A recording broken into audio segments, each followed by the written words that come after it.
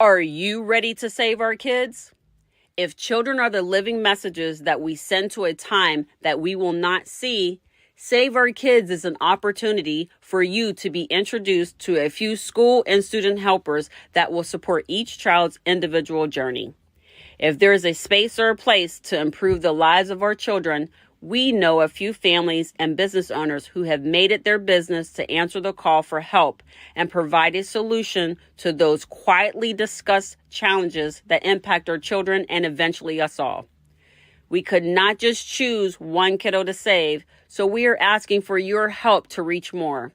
Join Keeping Your Kids Safe as we identify some of the problems and share a few solutions that have been created just for you. Hello, hello. Good afternoon. Yes, it is good afternoon. I just made it here. This is my afternoon. Awesome. Awesome. So I'm excited that you're here. Thank you very much for coming. So it's like I just seen you. So I know. Thank you for having me. And it's good to be back on. Awesome. We got some stuff to talk about today. So this is going to be this is going to be interesting. Yes, it is. It's going to open a lot of Pandora's box within education, I think. I think so. So to get started, we'll go ahead and do the normal thing, right? I'm getting better at this. I feel like this is getting better. So I'm not as weirded out all the time. All right. So as always, as a reminder, we love our teachers. We love the good ones, the bad ones, the indifferent ones, and even the other ones, right? The bottom line is we love their teachers because they teach us things that we didn't know before, and it helps us stay in line. So regardless of the position that they play a vital role in the health and well-being of each of our children, regardless of how well they do their job or how well they do not. But at the end of the day, we do love our teachers. I'm glad you're here. Uh-oh, I don't like that one. That just went over you. Never mind. Forget about that. I like this. Okay. Thanks. Special thanks to our friends at Helpopedia. Helpopedia helps those families with special needs and children and everyone, right? All parents with all different needs for their children. They're able to be helped there. And I know sometimes special needs is a little daunting. So it's always good to have friends. So go ahead and scan that QR code and go ahead and follow and link up with some of those members in Helpopedia. If you could please, let's see. If you could please, yes, whatever. Right there. That one. And the QR code, like and subscribe to the channel so that you can see more things like this, more of our conversations about education and child safety. So we have Christine Norai here today, and we're going to be having a little discussion about Project 2025. I think a lot of times, I don't know that everybody knows that this is going on and how it will impact anyone. But the bottom line is Project 2025 is something that's going on. And if we're not paying attention, we can potentially find ourselves in a little bit of a roar. So this time I'm going to start a little bit different. I normally start with the numbers, but this time we don't need them. We got at least 50 million children returning back to school this month. So we have a lot of students going back to school with a lot of different rules and things that are happening, right? So remember, there's a couple of states that decided to sign in that they are going to put the 10 commandments into the schools, right? Now, right? Then you have the other ones who are taking certain things out of the curriculum because they don't want to deal with it. Something around race theory and all this other stuff, social emotional learning, all that. So there's so many things that are different. And we're noticing the education system making a transition and a change. And so it's time for us to start paying closer attention to what's going on. And so with 50 million students starting to return back to K through 12, that is what we're talking about. This is a conversation I feel like we need to have. So this time, Kristen, I want you to start with who wrote it, why, what their idea or their perspective is for why it was done. And then we'll start there. Sure, sure.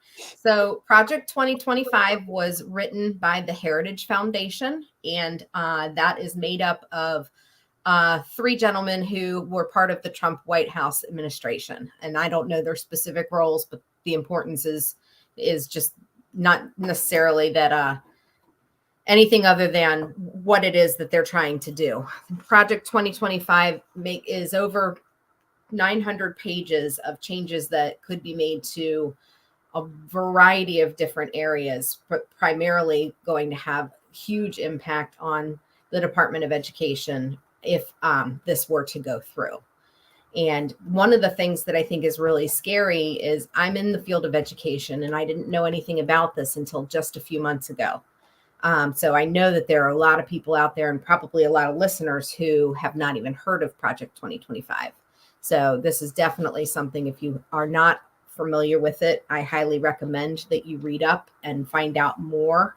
It's really going to be looking at a way to take a lot of rights away from people. Right. So Okay, so we're going to have this on-air conversation because inside of our conversation, I do believe that there's a way to build community, build awareness, and provide information forward for those families who could use the support.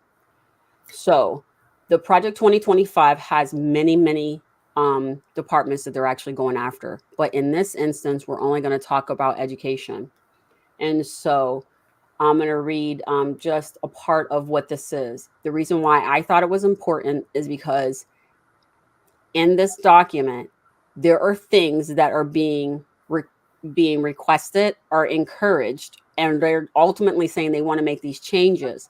Some of them are very, very good changes, in my opinion. They could have a positive impact. However, it is attached to other things that can have a detrimental impact to others. And that's where the problem is lying. So I think it's interesting too, before you go on, Tabitha, I think it's very interesting that one of the things Project 2025 talks about with the Department of Education is wanting to be able to dismantle it and give the rights back to local government agencies and states. But yet all of the law that's built in around what they're talking about would be mandated at the federal level. So that's where I get really confused about how it is that it's not still the national government controlling education when they boil it down that way. Right. So I think that part of it, I believe, and I'm glad you started there because that's exactly where I was going to start. Perfect. Elementary and secondary education policy should follow the path outlined by Milton Friedman in 1955, wherein education is publicly funded by education decisions, but education decisions are made by families. Ultimately, every parent should have the option to direct his or her child's share of education funding through education savings account funded overwhelmingly by state and local taxpayers, which would empower parents to choose a set of education options that meet the child's needs. I believe that is true. I believe that is real. I believe that that's what should happen. But because it's associated with something else, then that becomes problematic. One, I do not agree. I do not agree with eliminating the Department of Education. I believe that the Department of Education has the opportunity to be revamped with the understanding of the current outcomes and how to shift those to what the parents are looking more for. I believe that by getting rid of the Department of Education, you are literally looking to immediately cause a major divide in this country that will ultimately do other things. So, but then what you're doing is you're in that divide. People are like, maybe not. What's wrong with the divide? What's wrong with choosing a side? Because you have children who don't have they don't have all of the information to make a decision that fits them, that works for them. So that's why having that type of divisive tactic or have those outcomes, those divisive outcomes will ultimately impact the child in a way for their future that will not be positive for them. So that's why I think that it's not okay to bring it down to state level and allow the states to govern their education. Because if we've not been paying attention over the period of last few months or last couple of years, you've noticed how the individual states have difference of opinions of how education should be administered, ultimately hurting a lot of people in those spaces. So when you look at Florida is doing a whole lot of book burning and taking things out and whatever, and they're fighting over history, and they're trying to turn history into some type of gift to a group of people that it's not been gifted to properly, right? And so you're trying to feed a narrative that's not beneficial to those groups of people who are filling on the outside of whatever that gift they're claiming is. Then you have the other states who have decided to put the 10 Commandments inside of a school.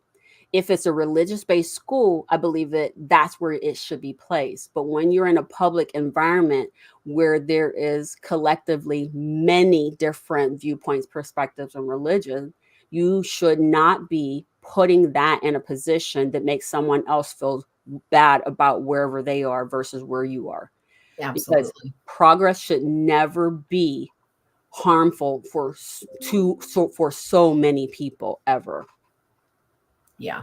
And I think one of the things too that gets overlooked with this, or swept under the rug and people aren't realizing, in abolishing the Department of Education, one of the things that Project 2025 aims to do is eliminate Title I funding, which, for those of you who don't know what that is, Every Student Succeeds Act is the Title I funding, which provides grants to schools with large populations of students with low income needs.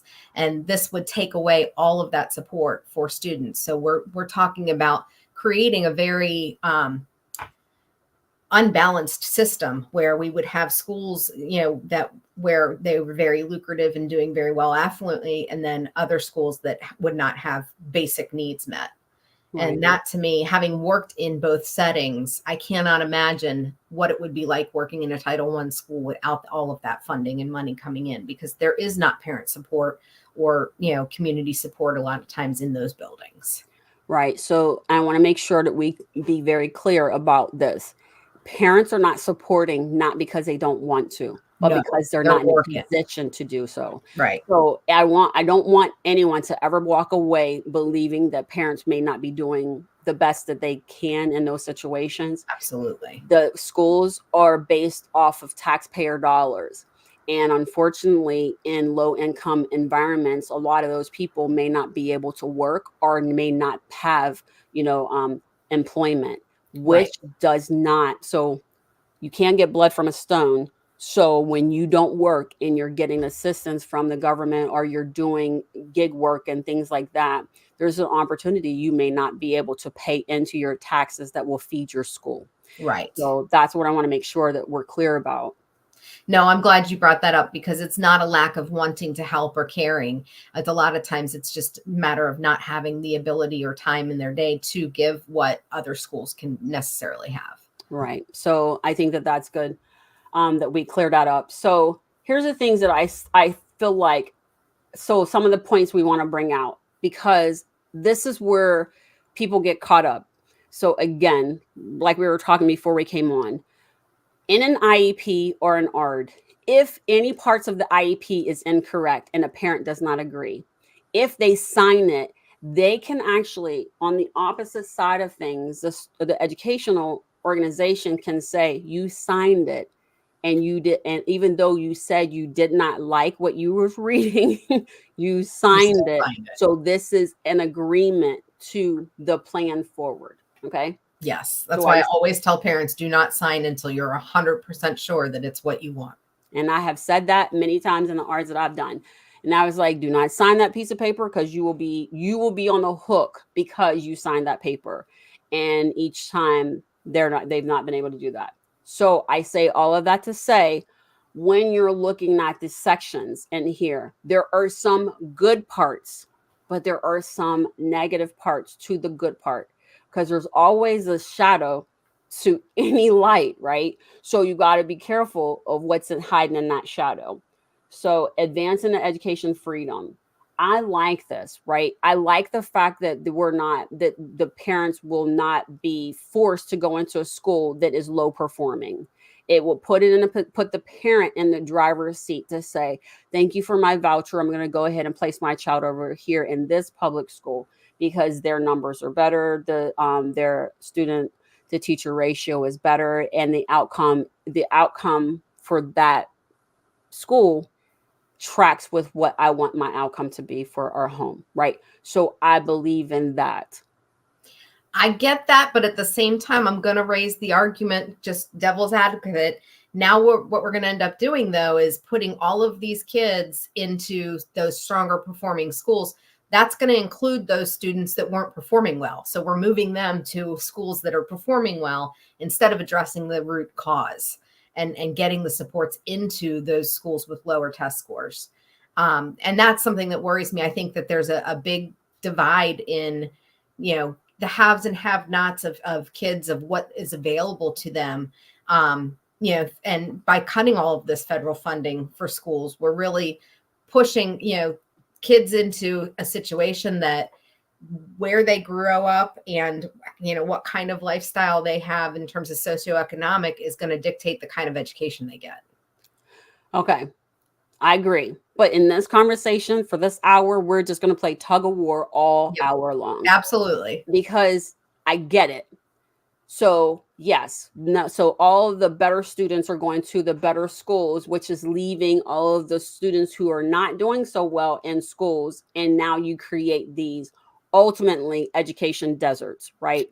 And then you cut all the funding for those schools. Correct. So that's what ultimately happens there. So I get both sides. So I understand my position.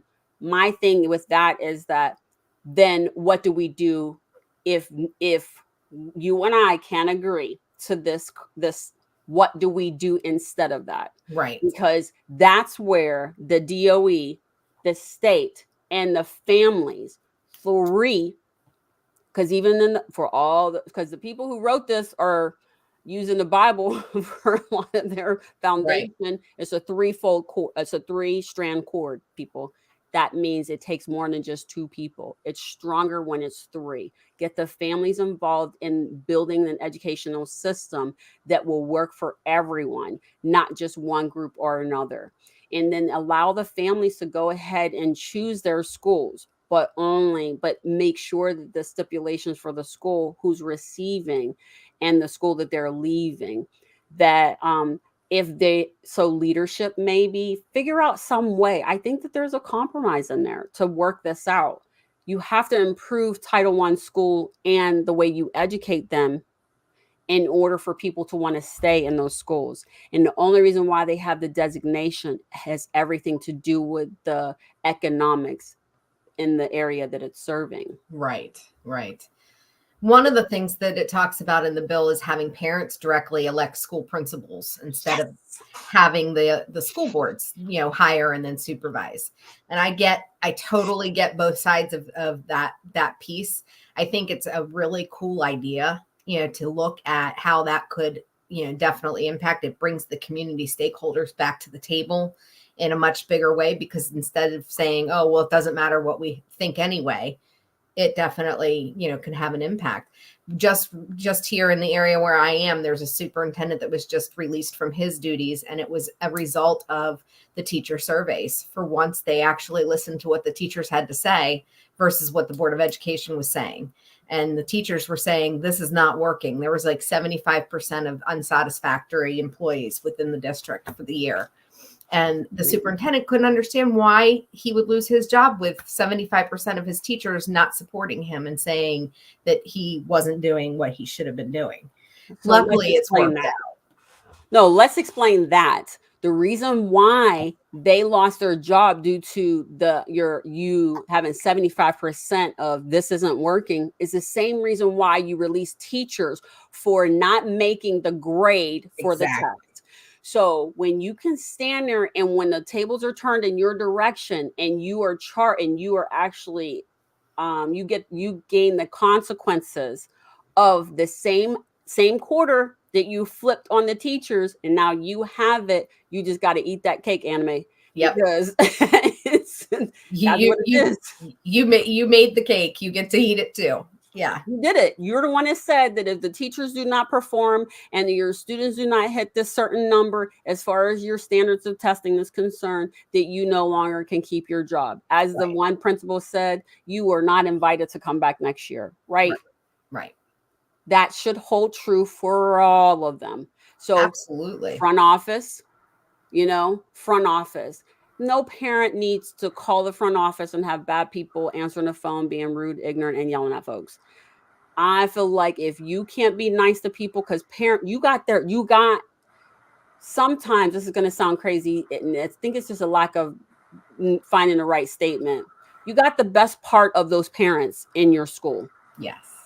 and you take for granted that you have the best part of those families in your schools. You don't have the right to be nasty to those families, even if they're nasty to you because they don't understand why their child is calling crying or why they're being called in for the fifth time in the same week, whatever that may be. But you don't have the right to just be mean to the parents, right? Right. So I believe if you can measure the teachers up against their performance based on a standardized test, then you should be able to be measured up against your performance and how people feel as though you are working. So good for them. I'm glad that they were able to do that. Yeah, no, I think that's a huge component that would make a big difference Yeah. for our kids, in general, just being able to have more say and having everybody being held accountable, not just teachers, and looking at more than just one test score, and looking at growth, adequate yearly progress versus just, test scores at the end of the year. There's a lot of different ways to be managing that. Right. And so it'll help you to bring people out into the community. Your Right. superintendent should not be locked in the castle up Right. high so you can't get a hold of them. They need to be in a community. I love seeing some of the principals in the community at the schools reading and engaging with the students. You know what that tells the students? That regardless of position, that you are still interested in them. And so that you're willing to sit and have those conversations with them or whatever. So we just need to be better. Well, and I want these people to be in the schools, go in, see these kids, see what's going on. When I was in the schools, working in public education, I used to get so frustrated because they would schedule visits to schools and come out and visit, but they would pick one or two classrooms. And usually it was the one or two classrooms that you don't need to have any concerns or worries over because we want to look good to the Right. boss. Yes. And it's not the realistic picture of what's going on in that school building. Yeah. And that to me always was very frustrating that, we just highlight, our kids that are doing really well and don't pay any attention to, if it's almost like if we ignore it, then it's not really there. Right. We don't have to do it, but it's a nickel tour, right? It's Right. always a nickel tour. Let me show you how well we're doing. Yes. Hey, and look at this person over here. Make sure you have this posted and make sure you have that posted this day and make, Right. Don't make us fake it when somebody's coming into the building. Let them come and see what this building's like on a regular basis. Yes. So that And they brings should be visiting often enough that they know. and that brings me to the next part. Treating taxpayers like investors in federal student aid. Taxpayers should expect their investment in higher education to generate economic productivity. When the federal government lends money to individuals for post-secondary education, taxpayers should expect those borrowers to repay. So here's the thing. This is talking about college. I would like to take this back to K through 12. The reason why is because if you treat the parents like investors, you will have the ability to have them, because this is what investors do. They come and say, let me see underneath the hood. Let me see how you're ticking. Let me see how you're moving, right? And then if you're doing really well, great. What else can we do to support you? And when you're not doing well, we build a plan for improvement, right? So when you treat the parents like an investor in the school system instead of like an outsider being forced to hand over their goods and services, Right. then that's what you're going to end up with, right? So what I'm saying is that we want to treat the parents like investors. So they're investing their time, their money, and their children. That is an investment. And the outcome they're expecting is an education that provides that student the ability to have productivity in their young lives all the way through death, right? Yes. So if we're not getting that outcome, then that means we need to go back to what's happening in it. And that comes down to a performance improvement plan.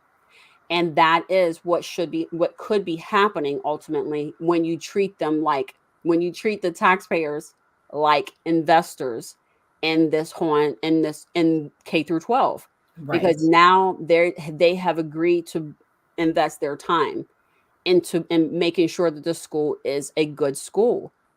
There's a lot of parents who would love to be able to do some of these things, but there are some schools I see it and they're like, welcome, the parents come in, everything's great.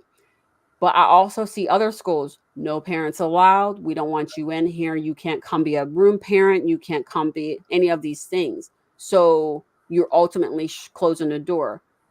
I feel like if we kind of do better and merge those two, we might end up with a better situation. Absolutely. And as a teacher, I never had a closed door policy. If a parent wanted to come in, my door was open and there are no secrets. Come in and see what's going on, help us out, see what's going well and what's not going well. And, how can you help us? What might be better if that parent is able to come in and put eyes on the classroom and see what's going on. Yeah. I think a lot of teachers get intimidated by that. And there's this us versus them mentality that's formed. And it shouldn't be that way. As you've always said, it takes three. It takes the parent, the teacher, and the community. And if we're not all working together, the system breaks down. Right. But I think too, I want to be so this is true. General ed, um, special ed, private schools, there's a lot of different journeys that can be taken. But I just think that we need to listen to the parents. I may be one of those parents that want their child to be a doctor. I do not. But I Right. I want my child to be a doctor, so I need to put them on that track to do that. But along the way, we find that child doesn't want to be a doctor. They actually want to be a chef. Right. But even though they can still make their way through that journey, but we still want to be able to feed them with what is going to work for their benefit, which will ultimately benefit us as a whole.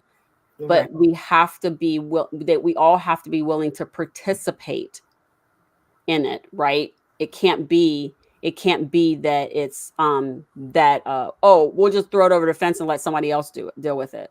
No. Right. Right. And I think that's what happens a lot of time in education. Everybody thinks somebody else will do it. Somebody else will figure it out. Yeah. Somebody else is going to do it. And it just keeps falling to the wayside. Yeah. I don't know how much you want to go into the political side of Project 2025 in terms of just the push to get rid of any schools that are pushing critical race theory or gender ideology. Yep, do it, because I think people don't realize that that's what's happening. Right. We're talking Right. about money right now. Schools was never meant to be a business, but it's turned into big business. That's why the DOE they're saying get rid of it. Right. But we don't need to get rid of it. We need to revamp it and put Right. the system in place that works for everyone and is inclusive to everyone. Right. So you can And go into that aspect of what you're talking about, because the end of the day, the government's still going to exist. It doesn't matter what it looks like today, because what it's going to look like in 10 years may be different. It doesn't matter. Structure is going to be in place, but we have to be willing to have those conversations so that we understand what that terrain is. So let's talk about it. Well, and they're trying to shut down conversation, about different things. One of the things that it talks about is barring trans youth from sports in leagues that correlate with their self-identification rather than their assigned sex, creating a body that certifies teachers who will, quote, embrace patriotic values. I don't know what that means as an educator. Does that mean that I'm required to, carry a gun? I mean, is that what we're looking at here? Because that's what I keep hearing in the background, that's where we're going with this. Adopting a parent's bill of rights, which I think is a great idea, but it basically takes the rights away from schools to make decisions and puts a lot of it back on the parents, which I'm all for that if the parents are educated enough to do so. But Let's fight. Let's tug of war now because do it. let's do it. Here's my thing. I get it, but parents should have a Bill of Rights. Students should Yes. have a Bill of Rights, and the school should have a Bill of Rights. They all should have rights associated with that child. And it's not okay that it's one sided. So, why do we keep walking into these one sided relationships, wanting to fight the person? Meanwhile, we agree to these one sided relationships. Yes. Choose something different. We don't Right. have to do it this way. That's the thing that I think bothers me the most about this, is that it's such a pendulum swing to the opposite side of where we are right now, without consideration of what's going to happen to everybody in that transition. You know, we're going to lose a lot of kids. We're going to lose a lot of teachers. We're going to lose a lot of parents that support public education. People are going to say, I'm out.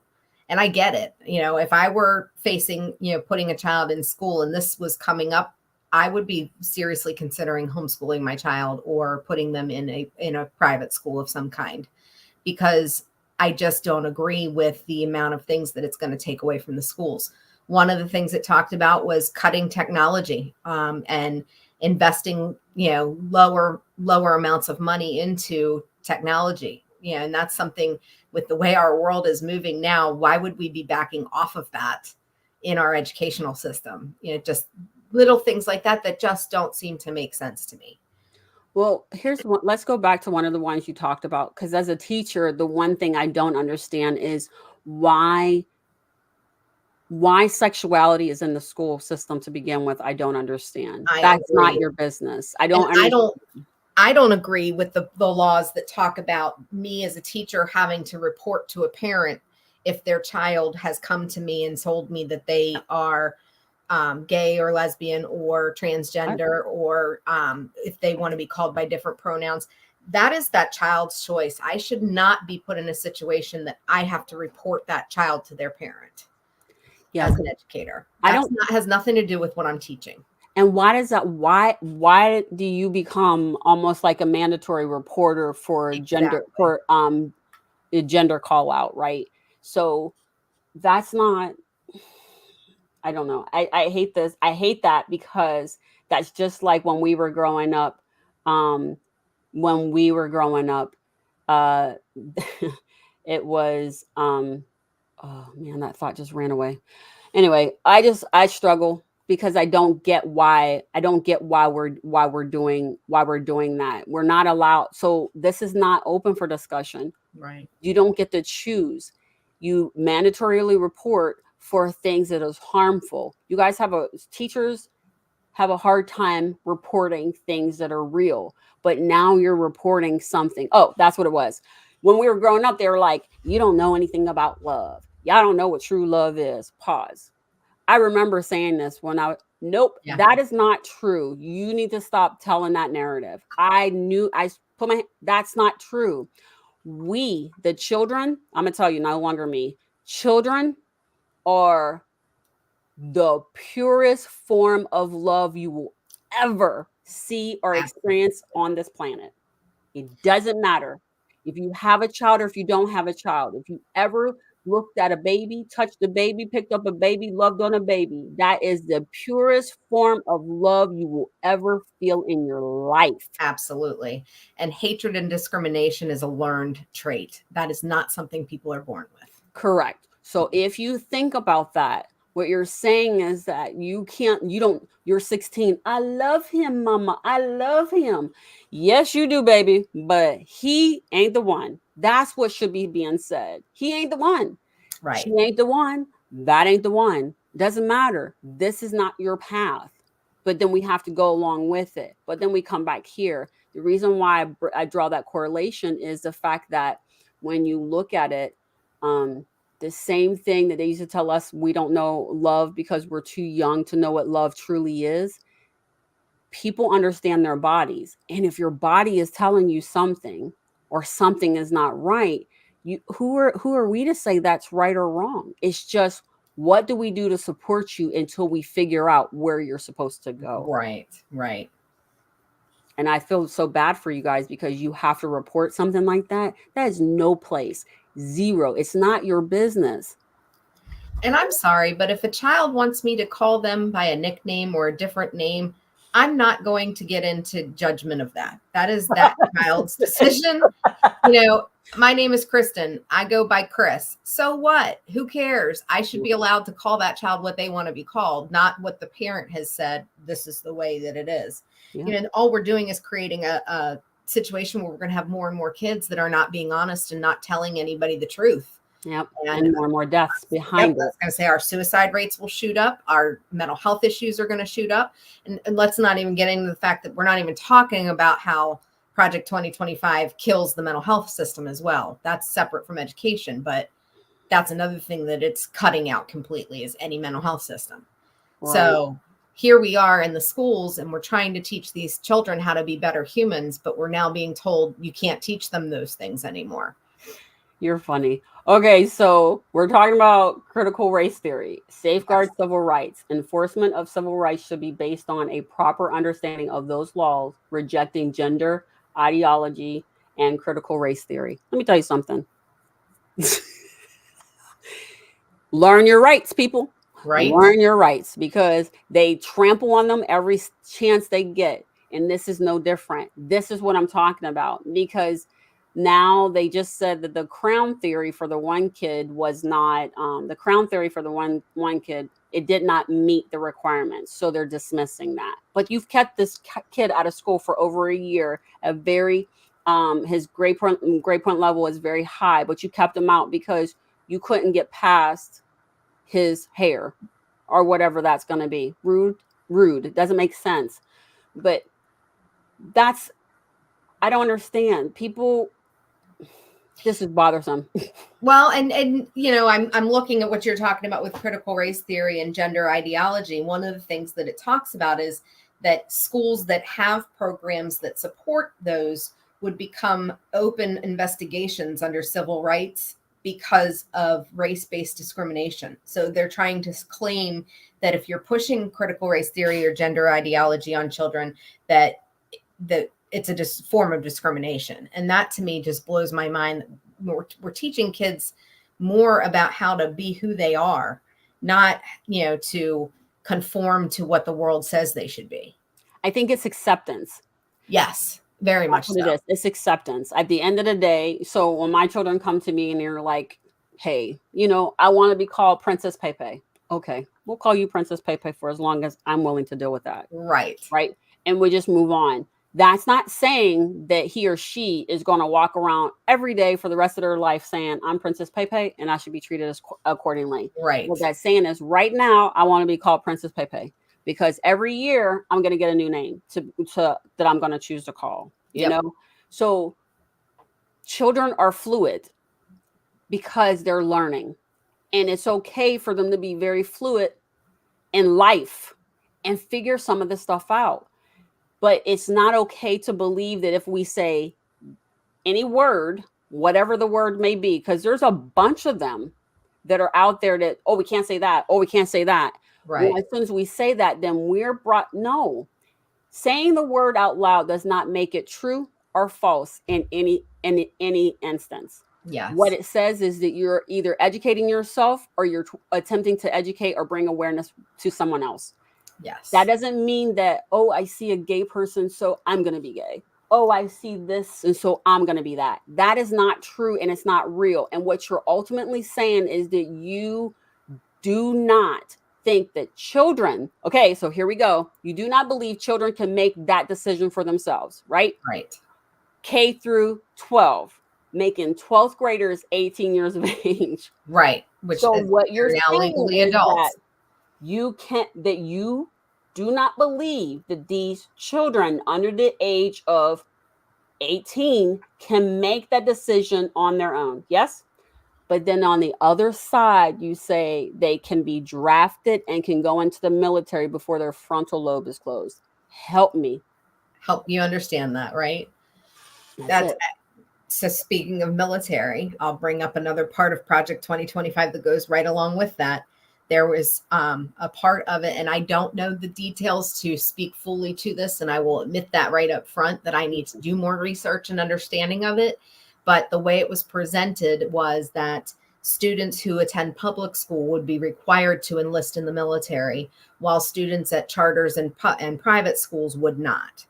So my concern then becomes, how are we not creating a have and have not situation where if you have money, you don't have to go fight in the war. You don't have to go help our country. But if you can't afford it, forget it. We're putting you on the front lines. Yeah. It's not good. No. Sends a really horrible message to a bunch of people, especially young people. They don't care, but they don't care about you. They don't care about us. How can they care about us if they're not giving us enough education to be able to take care of ourselves, K through 12? And then you turn around and put us in active duty, learning how to do all these things and not truly understanding why. That's Right. true. And then taking my rights away in the process of all of that, because now you change the trajectory of a person's life when you put them someplace where they really weren't meant to be. Right. And it's just not okay. Well, and you're also teaching that, hey, if you are stronger, if your parents have more money or more affluent, you're in better shape to not have to go fight for our country. So we don't need to bring you forward. I'm going to call that what it is and say that that's a lot of white privilege right there. There you go. And that to me is just going to create even more animosity and hatred in this country. And we can't afford to do that. And we have a lot. Yes, because that's what I'm saying. This Project 2025 is very divisive. Yes. It's set up to divide this country in half. Wholeheartedly. Yes. It is meant to cause so much, to strike so much discord with so many different people. He said elite privilege. I love it, Troy. Yes. Elite privilege it is. Elite privilege. That it is problematic. And if we go back to his other point, it's true about the military issue. The writing is on the wall. They never care. And now it's not being hidden. So now, but that's why having these conversations are extremely important, because here's the thing. So when you look in here, you find these charts and it says 8th grade reading average score. In 2013, the score was, we're going to say, closer to 270. I think it looks about 267, 268. But if you look at 2022, it is at 260. It is a steep decline in reading. And then when you look at 4th grade reading skills, reading scores, the same thing is true. So 4th grade in 2015, it was around 223, but now it's down to 217. So people are paying attention to the numbers. So we recognize, again, how I start to show every week is to tell you the numbers are the numbers that are the numbers. That doesn't change. Yes. The outcome is what we're looking for. So what we're putting in, 50 million, what we get out of that should be 99.5% productive individuals that will help feed the economy and help to improve our current way of life. But we cannot have that if we're on a steady decline. So if you look at the chart, it says so there was a small drop in 2002. Then they stopped the drop in 2005 and started on an increase until they hit 2013, and that was a peak. It dropped again, they rebound and brought it back up, and then this one took a steep drop. My point is that they know they can correct this. It's in the math. It's in the numbers. You have to be willing to do it. And I think that that's what part of the problem is, that parents feel like, I don't know what to do because there's so much going on and I'm so distracted that I can't see potentially. And I don't know. For me, as a parent, I believe that they have my best interest at heart and my children's best interest at heart, because that is what I was told and understood. But I also came through school and recognized I did not want my children to go through that type of system again. So I didn't put them in that specific one, but I put them in a different one where I thought that they were going to be better. Here's what I'm going to say, and I'll say this out loud. So, because I believe in transparency so that we understand why people do the things that they do. I moved my children out of a city school that was primarily but majority minority. Okay. And I didn't like I didn't like the general ed trajectory, the journey. I didn't like it. So I said, I don't want you to have the same similar experience that I had. So I'm going to move you to a suburb, which is primarily white. I was very clear about what I was doing. I knew what I was doing. I understood why I was doing it, and I was looking for a very specific outcome. Right. What I received was, yes, they did get a better education because they were in a suburban school system that was catering to the white community that they were in.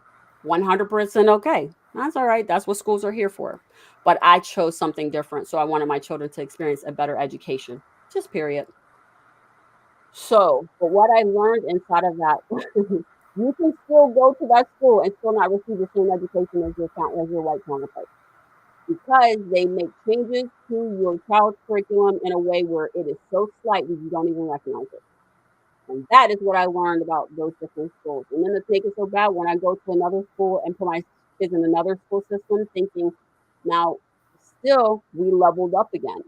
Right. Right. Same. So it shows you that education, your parents should be able to choose for you where you go for your K through 12 education because the energy in the school system, you'll be able to determine whether or not you're going to get the education or you're going to get just the scraps. Right. And that's the difference. And that's what I wanted to say. Because even though you think a lot of people say, I'm going to move my kids, are going to get a better education, it's not necessarily true. You got Right. it's the teaching, it's the staff that makes the school run beautifully. And honestly, having been a staff member, I can tell you that the staff is huge, but the leader of the building is where it comes from. If you do not have a supportive leader running that school building who believes that every child can succeed no matter what, Yeah. you're not going to have teachers that believe that. And it sets that tone from the top down that, you know, every child in this building is important and we are going to give them the best education possible. If a principal doesn't present that or the administrative team doesn't present that, it's hard for teachers then to, you know, necessarily hold themselves accountable. And they go, well, my principal doesn't think that everybody's going to succeed. So why should I? And if you take that attitude as a teacher and you walk into a classroom going, well, they're not going to get it. Guess what? They're not going to get it because I've set myself up. And, you know, kids meet you at your expectations a lot of times. If you have low expectations, they will meet you there. If you raise the bar, a lot of times they will raise the bar along with you. Say it for the people at the top. Let me tell you why I say that. Because for whatever reason, they do not understand that.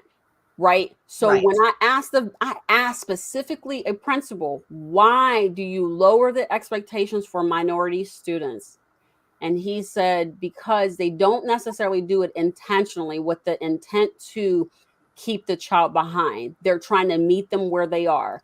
They're not eating at home. They don't have a pencil. They don't have the support. So they're saying, okay, because you don't have your pencil, you go ahead and put your head down. Right. Okay. So because you don't have a computer at home, you can just do this alternate. You do this instead. Yeah. Right. And so now you're starting to have a difference in how they engage. And I said, but do you do that for the white children? They're like, no, because we know that they can afford to do that. They can afford all those things. And there's no reason for them not to have that. So why isn't that you don't have the same expectation for those Black families or those minority families? Because that's why those kids are always behind. Well, not always, but many times is behind because of that point is that you did not force them to strive for the sun to fall in the stars. You told them to strive for the end of the earth. Right. And maybe you'll hit something, right? You're not asking them to raise to this. Yes. Oh my gosh. Mr. Titus, public schools train slaves, suburban and private schools teach children. as polarizing as that statement is, I believe there is truth to that. There is truth to that statement. And having worked in schools in every setting, I've worked in schools everywhere from Title I failing, with letter F grades to an A+, blue ribbon school with, 100% parent participation and wonderful supports affluently. It's not the same. Even down to what you walk into as a teacher when you're walking into two different jobs. I walked into that one first school building where I had a very affluent PTA, and everything I could have possibly needed was at my fingertips. I worked there for the first 7 years of my career. And after about 6 years or so, I thought, I need a change. I want to go somewhere where I know that I really can teach.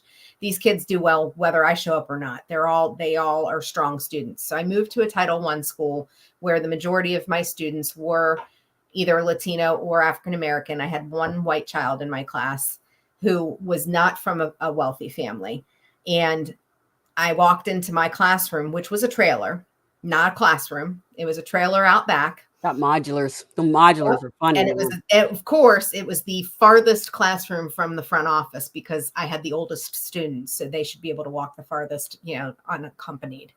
Or at least that's what the mentality was. But I walked into that room and there was not even a ream of paper for me.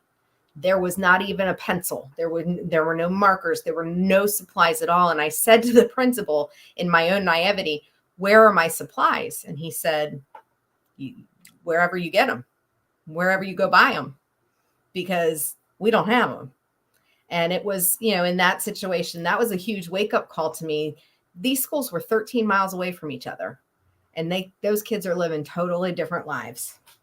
I know, it's like crossing their street and being rained on and looking across the other side and seeing the sunlight. And seeing the rainbows. It's not okay. It's not okay. And the more divisive we are at a younger age, the more we're training kids to be divisive as they grow up.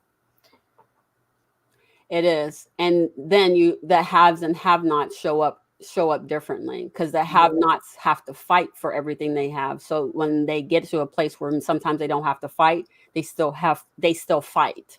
Yes. Right. Because they don't know, because that's all they had to do in their life was to fight. And it just found where it wasn't helpful or whatever. Right. Here's the one thing I'll say. This part was program and office prioritization within the department.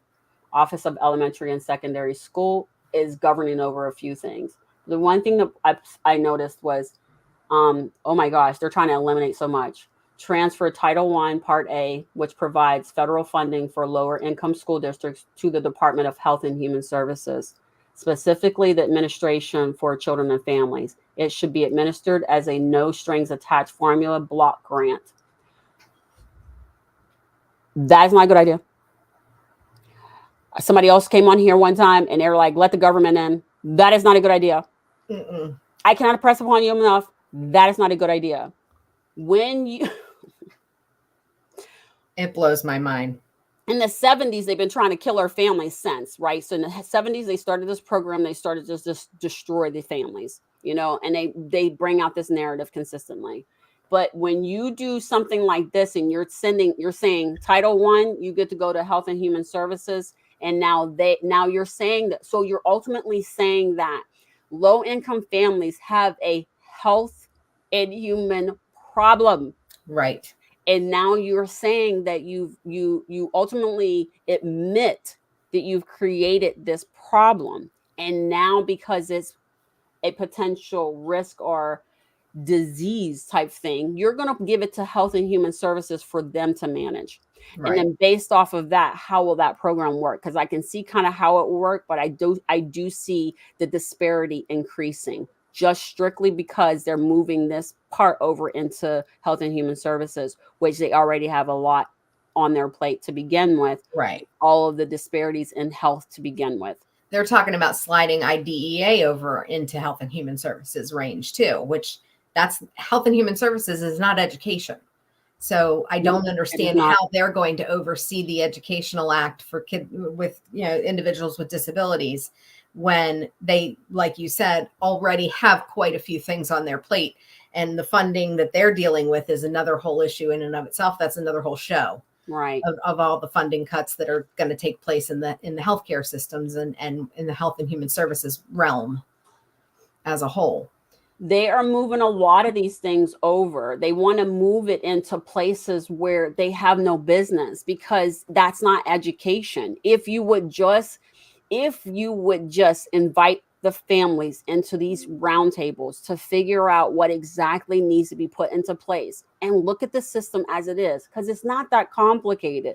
Bring students in, educate them, send them home so they can educate the parents on what they learned, and Right. then do that 12 times, 12 years, and then go into next college or go into a job and be successful and thrive. Their thriving helps the economy. When people are barely surviving, that drains the economy. Right. So help the kids get what they need so that they can move on. And education, that's what you're there for. Math, science, all the things. Just teach them the things, including financial literacy and life and Awesome. decision Yeah. making and decision making. When I don't know that they had those. Did they have those things when I don't remember doing financial literacy, but I was in tech, so I didn't do it. Yeah, I don't remember us getting it unless we took it as an elective class in high school. And I can say, as a coach for lots of different school districts now, most of which has been up north, the schools that I've been working in have financial literacy programs, but again, they're electives, and so you get it if you take that course. That's just interesting. Anyway, I just think that they just need to academically prepare the student to go out and live life. Yes. Live a life that you would want for your child. Not 10 years ago, not 30 years ago, what you want for your child in the next 10 years, in the next 5 years. So teach to that. And then when you do that, we're in a much better situation. Well, and I want to bring up all of our friends that don't have kids that are sitting there going, well, this doesn't impact me. This isn't important. None of this matters to me. Yes, it does. These are your future. This is the kids. These are the kids that are going to be taking care of our generation. These are the future, entrepreneurs of America. They're going to hold jobs that we don't even know about yet. And we need to be investing in them because it's an investment in ourselves. Correct. So let's be very clear. Doctors, dentists, RNs, vampires, those people that always draw on your blood. Yes. Teachers, CEOs, COOs, operations managers, janitors, people, all the people, police electricians, officers, plumbers, everyone. These are your people. If they are not in a position to get the education that they need, the job that they receive and the work ethic will follow the education that they have received in their life. Absolutely. Put it like that. Yeah, that's a great way of putting it. The work ethic will impact the outcome, that in what we're getting as output from these different people when they're older. Yep, that is very true. So I'm glad we had this conversation about education. If you go through, I'm going to go ahead and put the link for Project 2025 on one of the comments and pin it to the top so that everyone have access to it on both places, YouTube and LinkedIn. Excellent. My thing is that I get it. A lot of people don't understand and they think it doesn't impact them, but it does. There's also a lot of people, I think, that say, oh, there's no way all this would ever happen. This is too extreme. Don't underestimate the power of, government, especially when people aren't paying attention to slip things through. Are we paying attention or not? Are we paying attention to the fact that all laws don't apply to all people? Right. That's extreme. Right. So think about it. So if all laws don't apply to all people, then that makes this 922-page document plausible. And that should scare any and everybody, because again, this is an entire document. And what that's saying is that if you agree to one part and sign off on it, you are going to get the trash on the other side of it. And the dirty side is not pleasant. Absolutely. And going to impact our basic human rights as individuals, not just within education, but in every realm of our being. That's awesome. So now we're good. All right. So our time is up. We're at the top of the hour. Thank you very much for spending this time with me, Kristen. Thank and you. For all those who have decided to join us, thank you very much for your comments and your time. We knew you could be anywhere, but you chose to be with us, and we do appreciate that. Thank you. As always, we're here next week, same time, same place. We got an awesome new guest that's coming up, and it's going to be an AP. It's going to be an assistant principal, so she's funny. I like her. Very cool. Again, same time next week. Remember, words are power. Please use them wisely. Thank you for your time today. We appreciate the support and look forward to you visiting us again next week. Same time, same place. Until then, words are power. Please remember to use them wisely. If you have an interest, like to be on our live show, please let us know and send us a direct message.